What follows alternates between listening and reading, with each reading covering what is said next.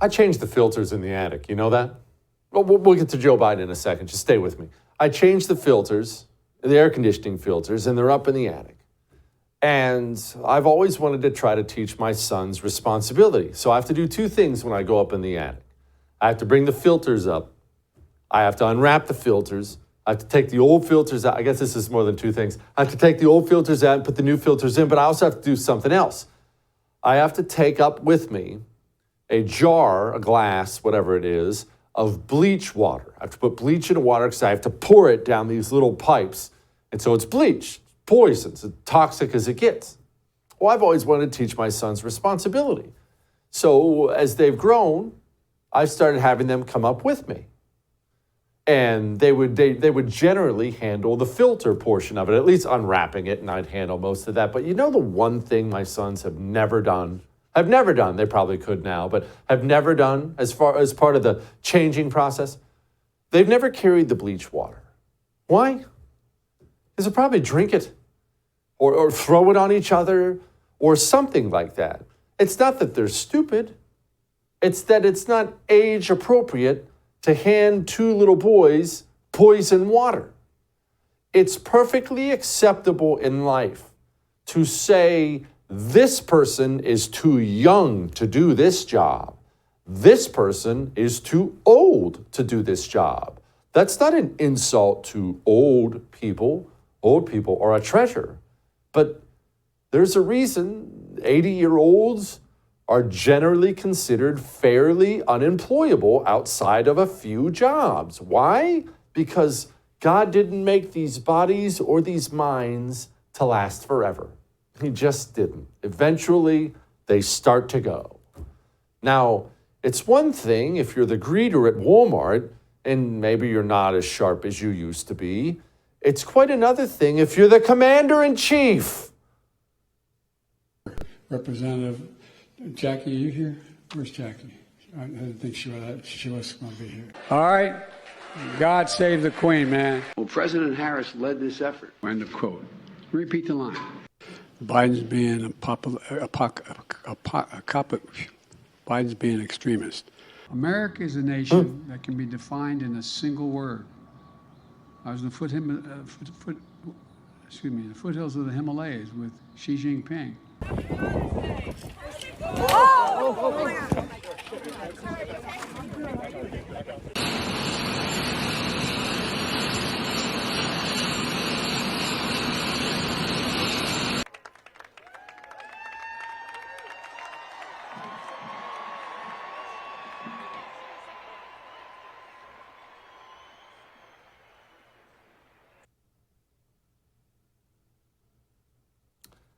Let's address the following thing, too.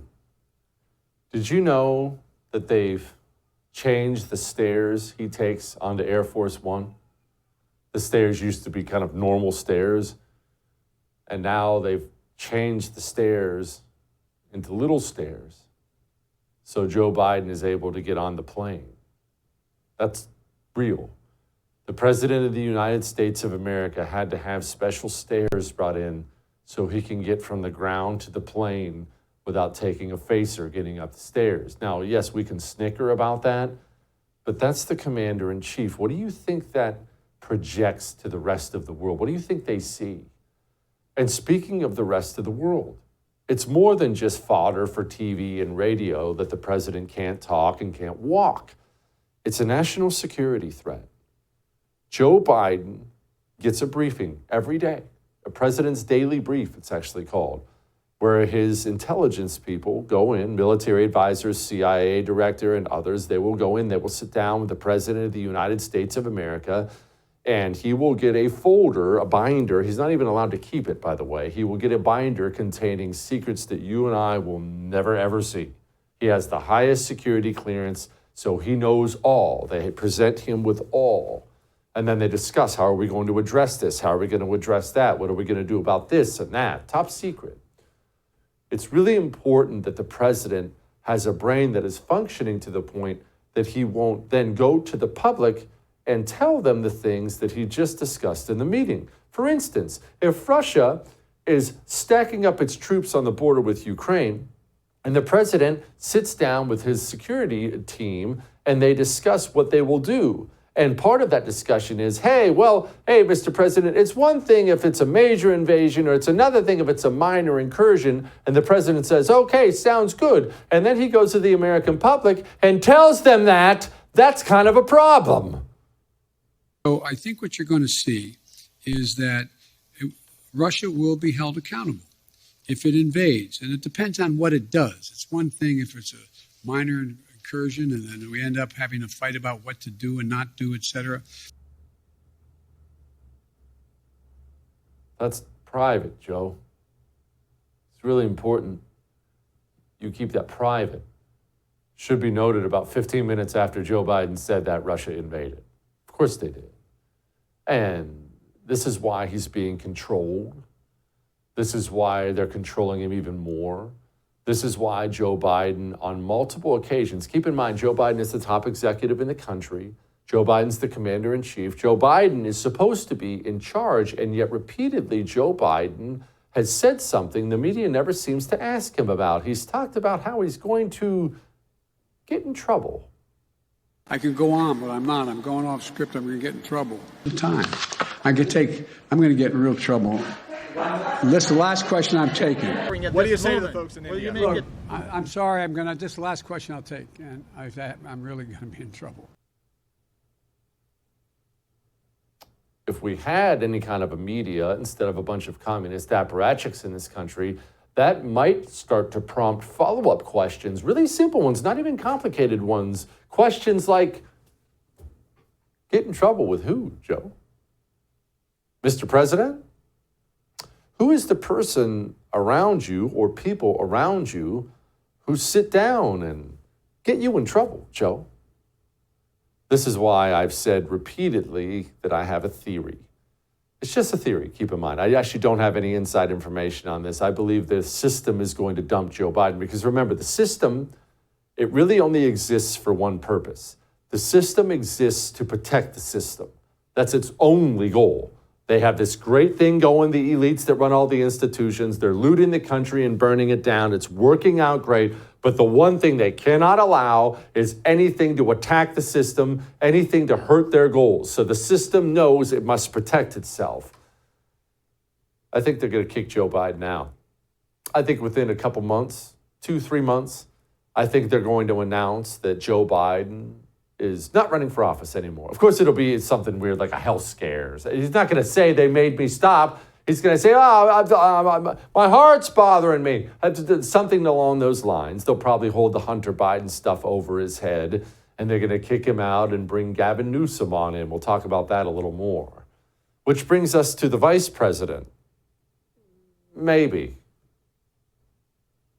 If he's that old in a second term, the vice presidency becomes even more important. Should Kamala Harris be his choice the second time around? You know, I really want to defer to what makes Biden comfortable. Okay. That isn't exactly a ringing endorsement of Dome, is it? Which leads me to my theory. Gavin Newsom. They don't want Joe. They can't even get card-carrying Democrats like Elizabeth Warren to speak up on behalf of Dome. Plus, nobody likes her at all. I say Joe gets kicked out. Dome gets bought off. Gavin Newsom of California, who's already been running this shadow presidential campaign, steps in there, runs for office. And that's probably something we should be concerned about a great deal. All that may have made you uncomfortable, but I am right. My buddy Josh Hammer with Newsweek is going to join us next to discuss this and other things. Hang on.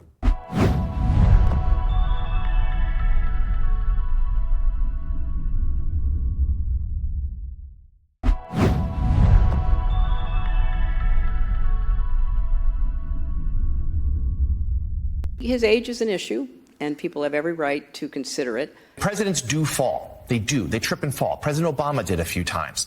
But no president has ever been 81 years old and run for re-election while they did so. His age is an issue here. In a lot of countries, people who've been in office a longer period of time are praised for their wisdom. And I think that Joe Biden rightly says that he has grown very wise in his many decades in public office. Do you think he has the stamina to finish a second term if he were? Yes, I do. And please don't bother me with such frivolity, okay?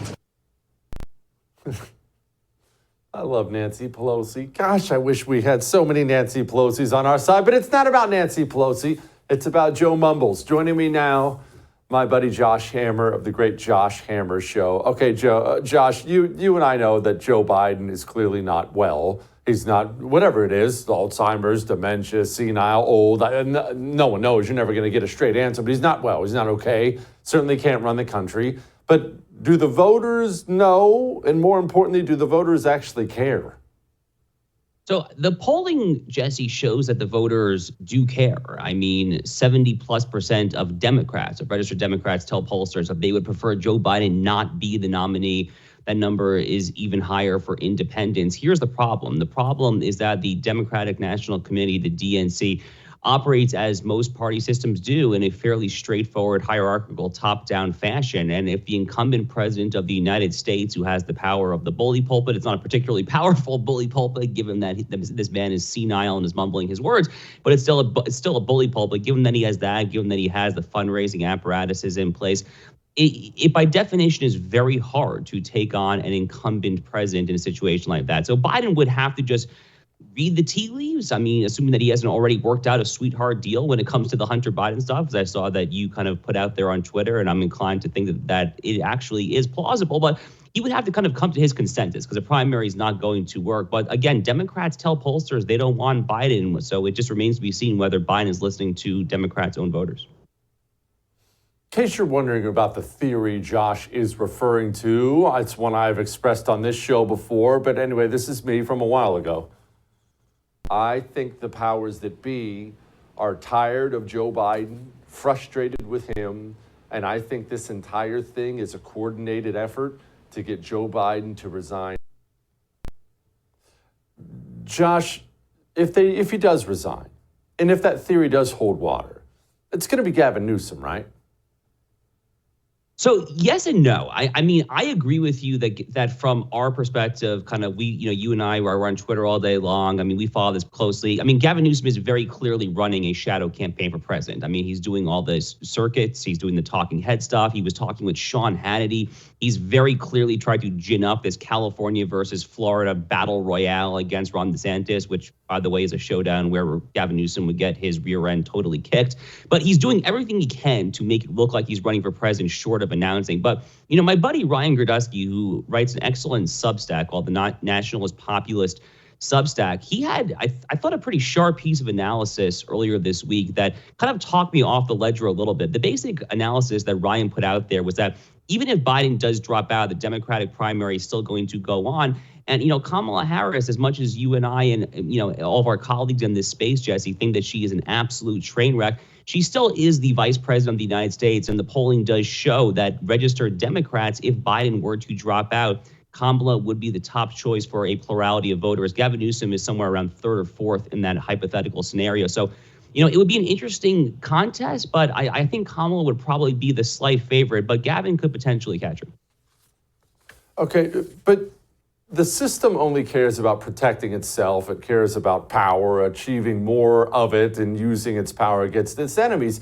It doesn't have any affection for Joe or Vice President Dome or Gavin Newsom. Why wouldn't they just tell her, step aside? And if she says no, then they do what they always do. They pay her off. Okay, don't step aside just out of your goodwill. Have a $10 million a year corporate board job at some solar company or something like that, and then go on about your way. They're not going to risk the presidency on that personality-less hag.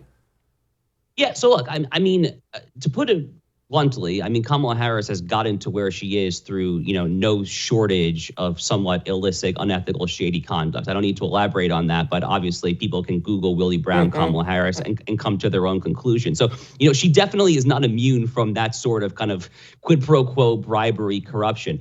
But here's the problem, Jesse. The problem is that black voters, who are probably the heart and soul of the Democratic Party's base right now, other than, white PhDs who live in very high income areas on the two coasts, Black voters already tell pollsters that they are less excited to vote for Biden this time than they were in 2020. If you recall, it was actually black voters that saved Joe Biden back in 2020. He lost Iowa, and then he came in 5th place in the 2020 Democratic primary in New Hampshire. It was actually in South Carolina, which is home to a large black population in the Democratic primary in particular. It was South Carolina that saved Joe Biden. So, he's very dependent upon black voters, and Kamala Harris, I think, obviously, if the Democrats were to then nuke her, it would kind of be sticking a middle finger into the face of their black voters. And you and I may think that that's totally silly. It's identity politics, it's group politics, it's group grievances, it's intersectionality, it's wokeism, and it is all of that. It is all of that. But the point is, I think for Democrats, that stuff is actually legitimate. So I'm not sure. I mean, they definitely might try, and like I said, Kamala is not immune from that sort of kind of being bought off. But Gavin Newsom, at the end of the day, Jesse, is a white, straight male. And, white, straight men are not necessarily the flavor of the day in Democratic Party circles these days. Okay, why are black people upset with Joe? All he does is go up and give speeches talking about how much white he sucks. First thing he did when he walked into office was told white people to go back to the back of the line for PPP loans. White farmers, no money for you. All he's done is do handout after handout after handout. Why are they upset? I mean, I think black voters are probably upset with Biden's performance for the same reason that basically all other Democratic voters are upset with Biden's performance, which is that he sucks and he's a very, very bad president, and that he has epically mishandled America's role on the world stage. The economy is not doing well. Inflation last year reached a 40-year high. I think it reached 9.1% in one CPI index from last July or so. I mean, black voters who, disproportionately speaking, tend to be on the middle or lower end of the income spectrum, obviously not all of them, but disproportionately, they feel the brunt of things like, higher gas prices at the pump, more expensive chicken, eggs, basic produce in the supermarket. So I think that they're probably upset with him for the same reason. I mean, if you are kind of a middle class voter or a lower income voter, how can you look at America's current boondoggle spending in Ukraine, hundreds of billions of dollars, at the expense, seemingly, of trying to rev up the economy at home? How can you look at that and conclude anything other than the fact that this White House is not your friend? So I think it's basically that. At the end of the day, kind of like the sprinkling of breadcrumbs. I mean, Biden's various kind of racial speeches, they only go so far. At the end of the day, people care about the economy. That really kind of is the issue that matters at the end of the day. Jimmy Carville back in the 1990s was right. Okay. You think he's going to be the nominee? I guess one of the things I just can't wrap my mind around, Josh, is not only is he old, everything we referenced at the beginning, he's getting worse. His speech is getting worse. He's walking worse. He does that mouth hanging open thing as he gets led around all the time. I don't know that physically he can do it. So it's unclear. I mean, it is genuinely unclear as to whether this guy will be able to kind of stand up there. As it stands, he was just in Philadelphia. It was kind of his first time out there on the campaign trail. I mean, the Democrats, if Biden does try to do this thing, then he basically will try to pull out the repeat of 2020, where he ran basically a presidential campaign from the confines of his own Wilmington, Delaware basement. The guy is not going to get out there. He's not going to give a whole lot of rallies. Maybe he will get out there in a general election debate. But it is genuinely unclear, partially because you and I just have no idea what the actual state of his physical and mental health is. We have not seen the medical reports. We can only kind of speculate based on the disasters that we see before us. But look, I think there's a decent chance he doesn't make it. If I had to put my money right now, I would say he probably is the nominee. I think Jesse, what happened back in January, if you recall, was when the deep state kind of unveiled the timeline about Biden's own classified document scandal going back to the November elections, and there was kind of a complicit media cover-up. My reading what happened back in January was that was kind of the deep state's attempt to kind of get Biden to force out. But once he made the decision in April to formally run for re-election, he has to make the decision to drop out himself. And if his health actually kind of severely deteriorates, it's already pretty bad, but if it gets that much worse, if the guy's like bedridden in a hospital or something like that, then yeah, he'll probably drop out. But short of that, I'm not sure that he has gotten the message yet. Your theory notwithstanding, by the way, I think that you are onto something there. I wouldn't bet on it, but I think it's definitely plausible. Yeah, well, it's just a theory. I don't know, but it's just a theory. Josh, thank you, brother. Anytime. All right, I'm not done yet. What about this Gavin Newsom character I was talking about? We'll talk to John Phillips about him next.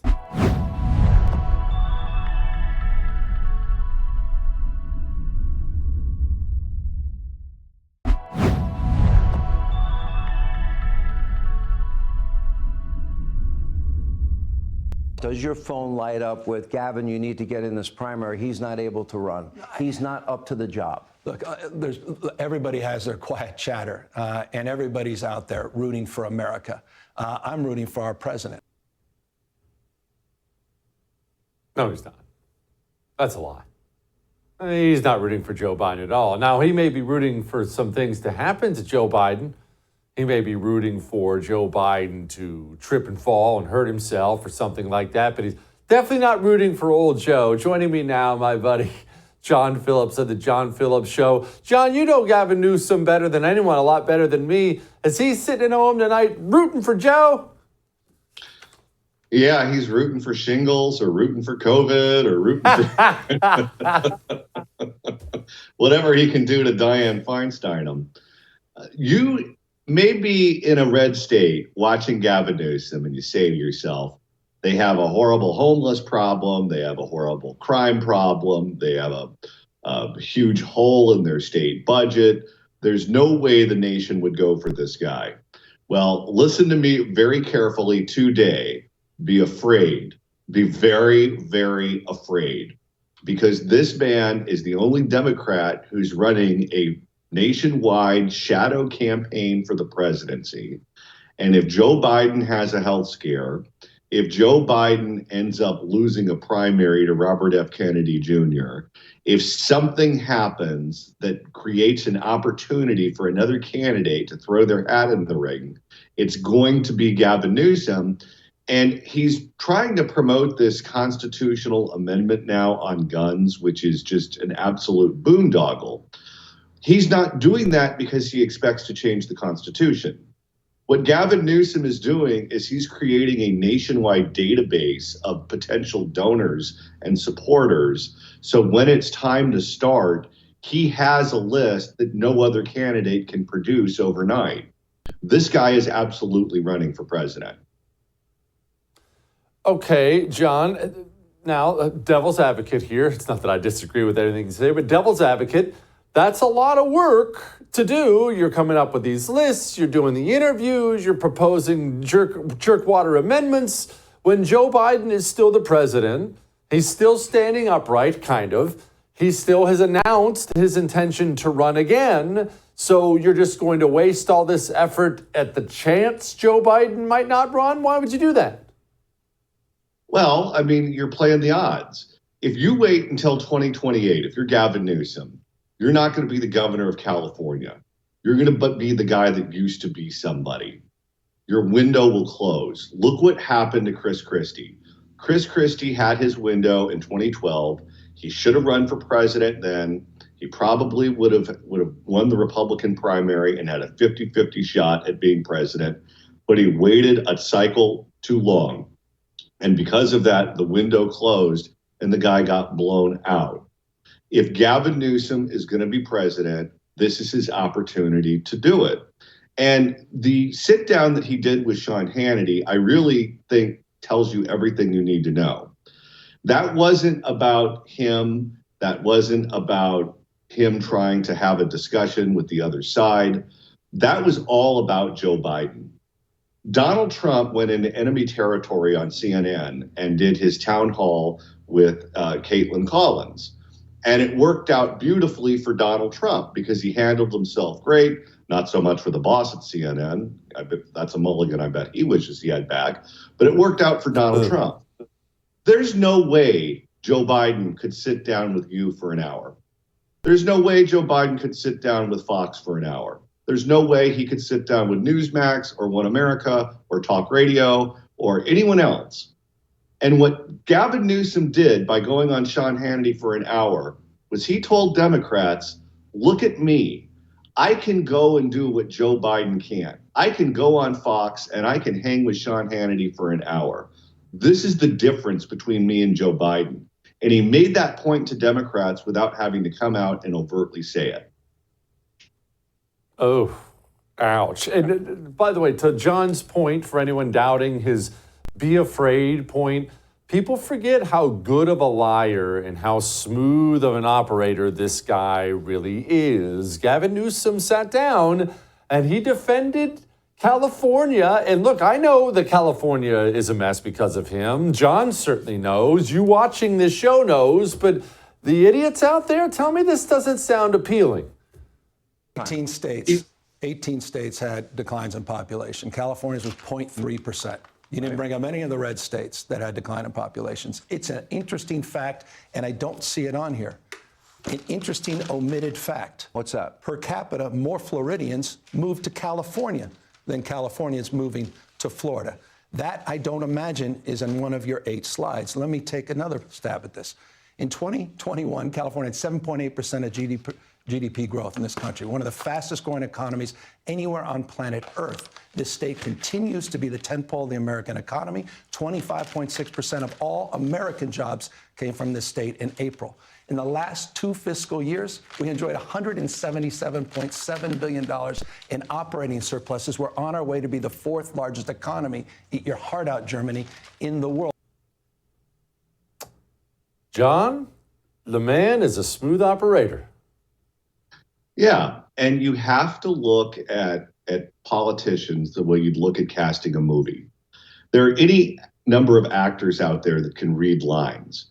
There's a handful of actors who can sell tickets and put fannies in seats. And you have to cast the leading man for a movie the right way if you want the movie to be successful. He looks like a president. He looks like someone who's in command of the facts. He's attractive. He has an attractive wife. He has an attractive family. He knows how to talk to Republicans. He knows how to talk to people who don't think like him. There are a lot of people who live in their bubbles and only know how to talk to people within that bubble. But his in-laws are Republicans. He used to be married to a Republican.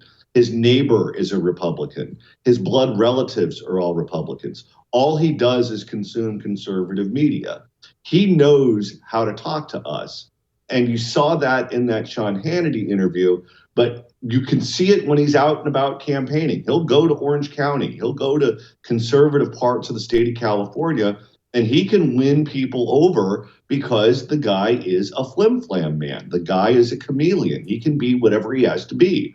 And he's also willing to do whatever it takes to win. This guy is cold-blooded. He slept with his best friend's wife, his campaign manager's wife, and didn't think anything of it. Stabbed the man in the back.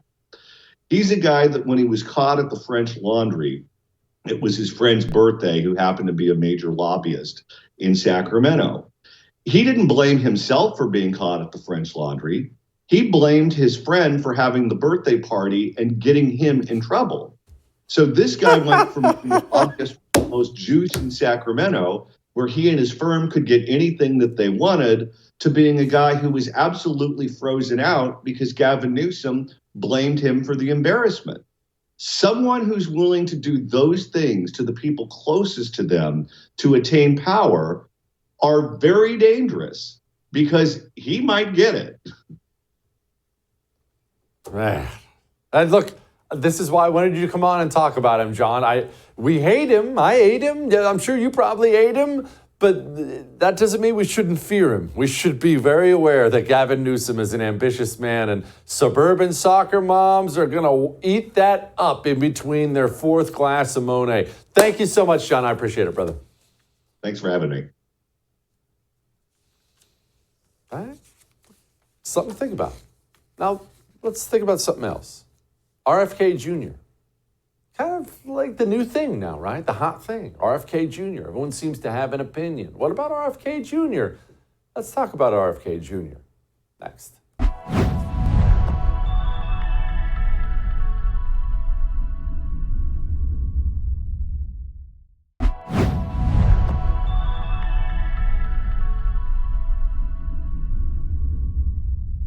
I've come here today to announce my candidacy for the Democratic nomination for President of the United States.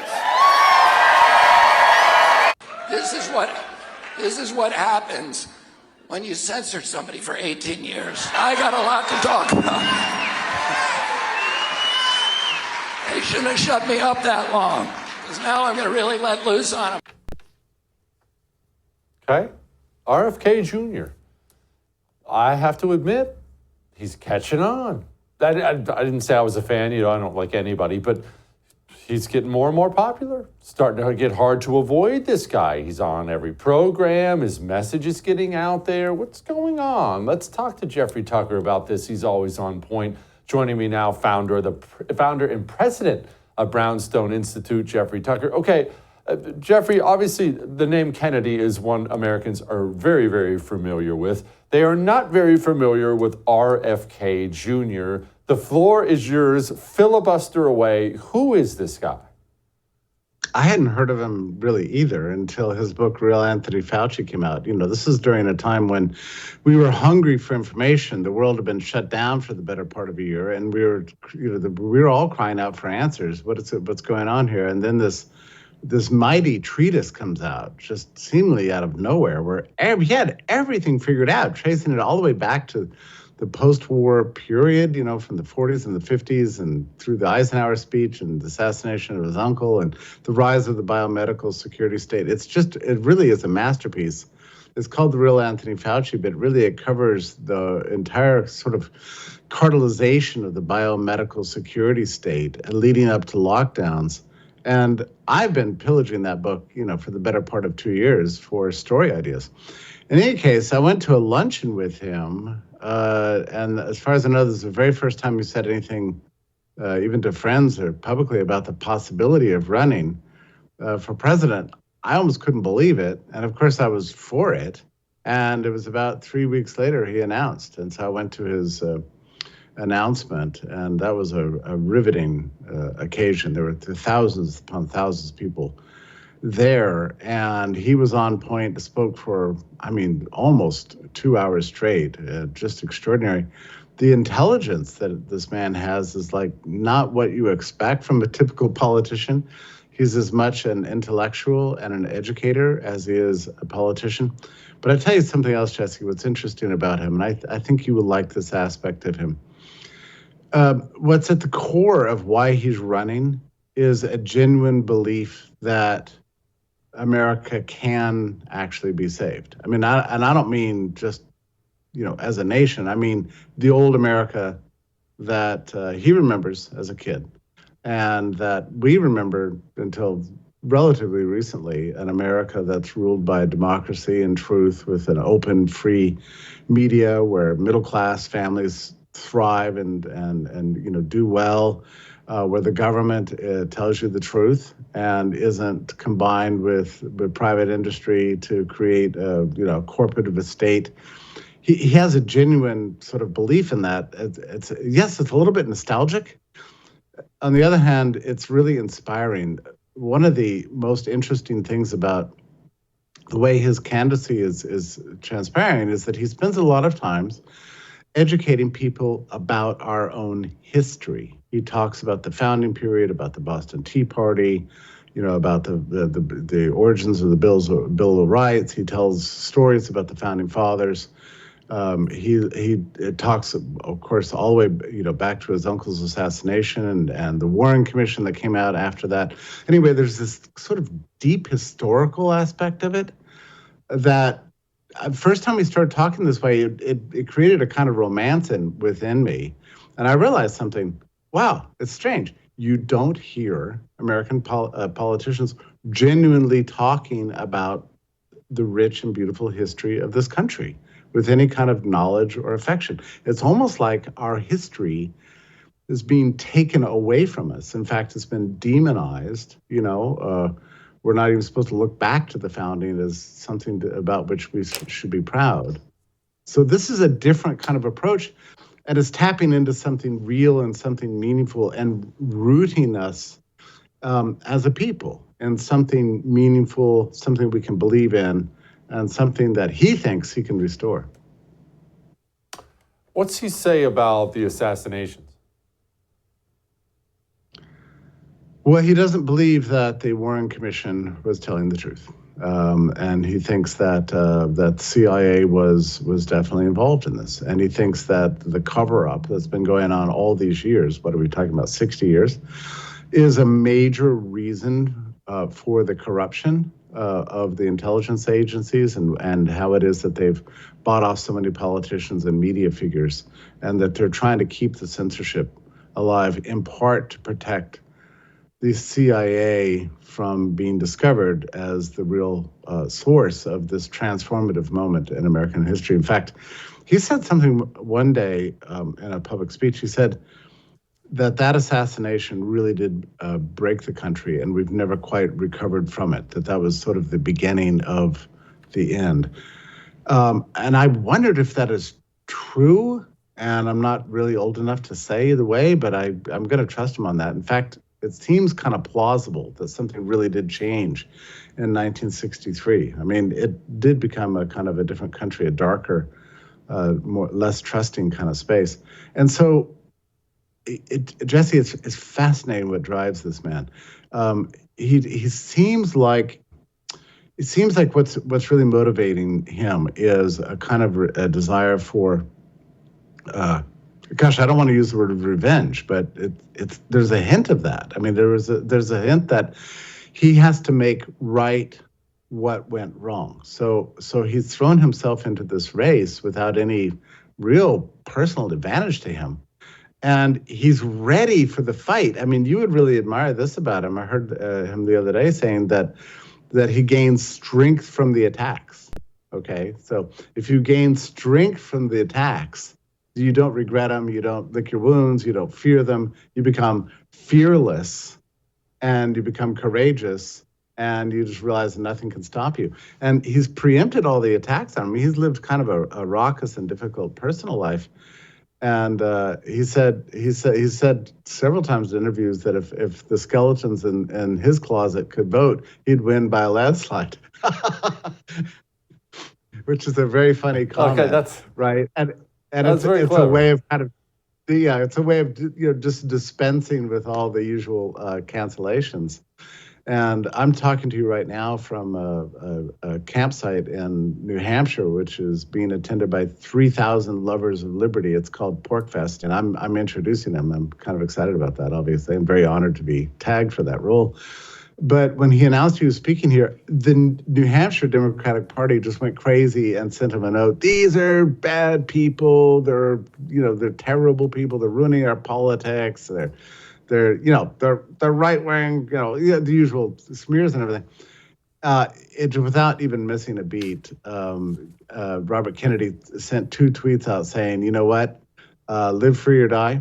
I love these people. These are my people. They want to hear me. I want to talk to them.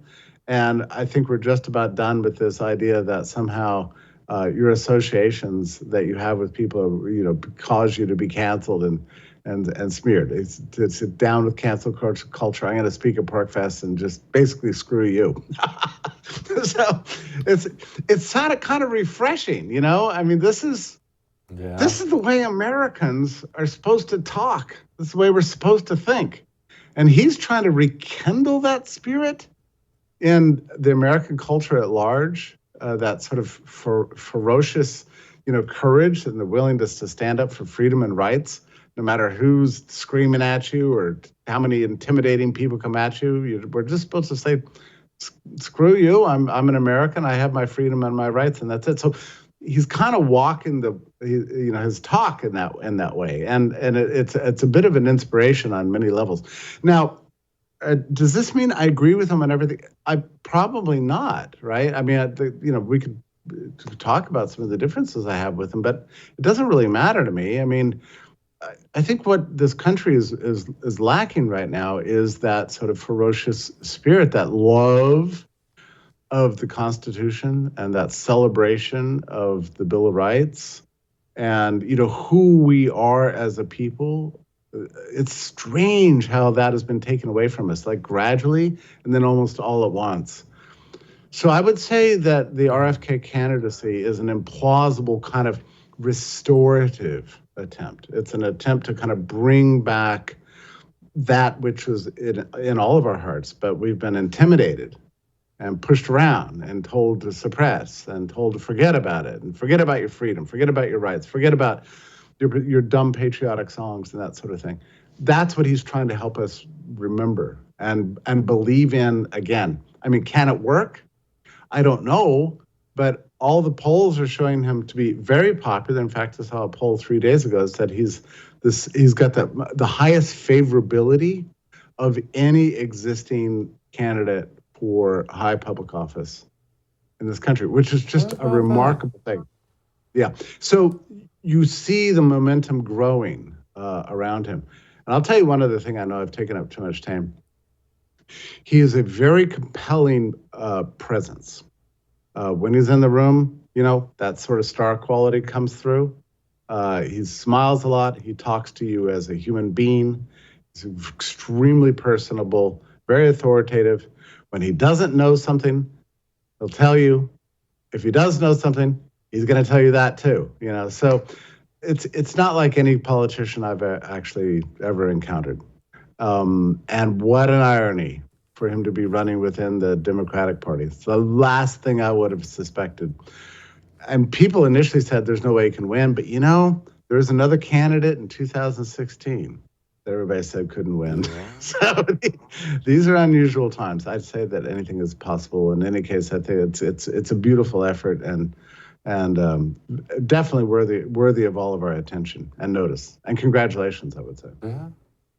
Well, I'll tell you what, he's got my attention now. Jeffrey, thank you so much, sir. It's such a pleasure to be here. Thank you. All right, got final thoughts next.